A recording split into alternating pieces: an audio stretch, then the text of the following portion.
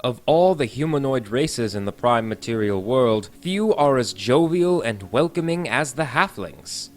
These small folk are well-mannered and good-natured, always ready with a joke or a song, and more than willing to share a lovely spot of tea or a slice of pie with any friendly face. Plenty of them do set out on grand adventures in search of treasure or monsters to slay, but the majority are content to sit at home, tending to their gardens, reading a good book, and smoking a pipe by the fire. They are a small and nimble race, with the largest of them barely reaching 3.5 feet tall and weighing little more than 35 pounds. Not sturdy like the dwarves, graceful like the elves, or possessed of marvelous ambitions like the humans. The only thing seemingly useful about the halflings, aside from their marvelous cooking, is their supernatural luck.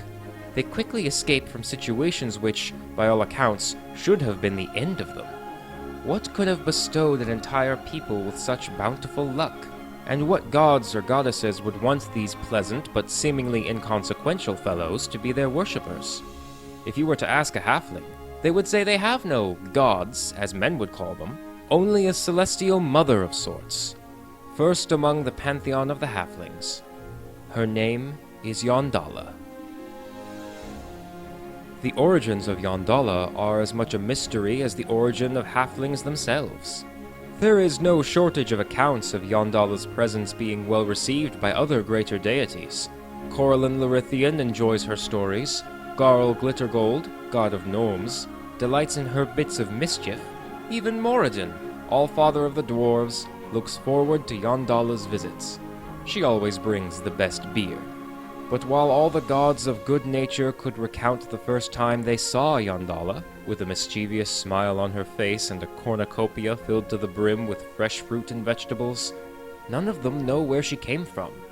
She never speaks of it either. When asked about it, she simply laughs and says, "What does it matter where I came from? I'm here now, that's what matters." In a strange way, this mimics the origin of the halflings. The great empires of elves, dwarves, and men all recount how the halflings were there. They did not spring from holes in the ground or fall from the sky as great fiery stars. They simply were there, smoking their pipes and sitting by their little fireplaces, offering the most powerful humanoid empires to exist a spot of tea. While her origins will forever remain a mystery, her personality is rather open. According to those clerics of Yondalla, she is the mother of all halflings. Therefore, this greater goddess comes in two aspects, the provider and the protector. As the provider, she embodies fertility, birth, youthfulness, and all things that grow. With her nurturing touch, barren lands will grow ripe with crops and little woodlands, sickly animals healed, and young children blessed to grow fast and strong. As the protector, she embodies strength, defiance, and bravery. Yondalla wards off all evils and darkness in this form. The protector gives the halflings the strength and courage to defend themselves in times of tribulation. It is said that the patron of the halflings is so dedicated to providing for and protecting her kin that she carries no weapons. She wields only a shield, painted with an overflowing cornucopia, which has since become her holy symbol. But there is more to her than motherly aspects. The matriarch of the halfling pantheon has been known to be very curious and at times mischievous.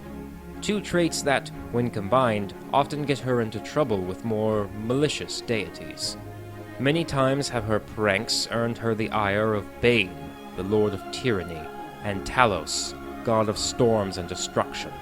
But no matter how much she attracts the fury of these great and terrible foes, she always escapes unharmed.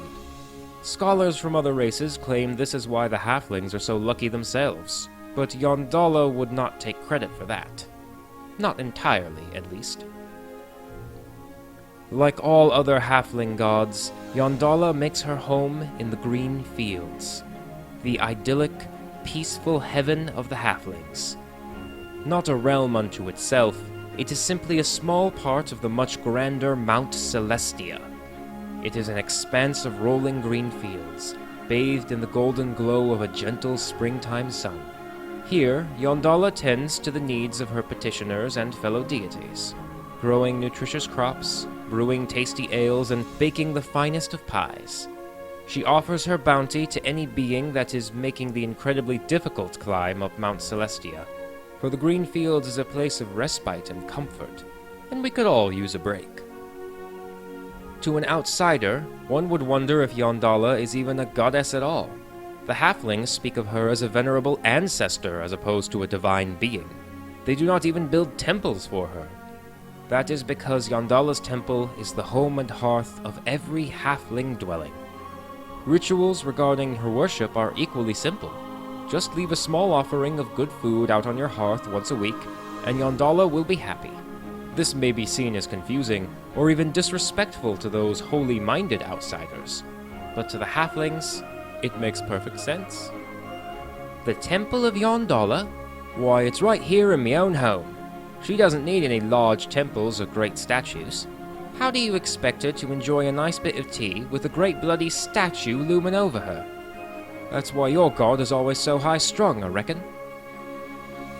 The patron goddess of the halflings is so relaxed in her worship that she has only one order that can truly be called as such. They call themselves the Wayward Wardens, a loosely united group who dedicate themselves to Yondalla's aspect of protection. Their numbers are usually halflings that have become smitten with wanderlust, unable to stay in one place for long, and not wishing to disturb their own communities. They take to the road, coming to the defense of besieged and threatened halfling communities.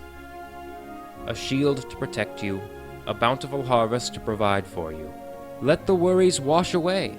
Put on a kettle, break out the finest cask of ale, and be sure to roast the best chickens and pigs you have. Yondala is coming for a visit. It's sure to be a grand old time. Thank you for watching. On this channel, I put together narrative Dungeons & Dragons lore videos regarding important characters, locations, and events. If you enjoyed this video and you want to see more, be sure to subscribe and leave a like. It would really help me out a lot. Leave a comment down below if there's a D&D topic you want me to cover, and check out my Discord for lots of memes and cool fantasy peeps. Thank you so much for watching, and I'll see you in the next one.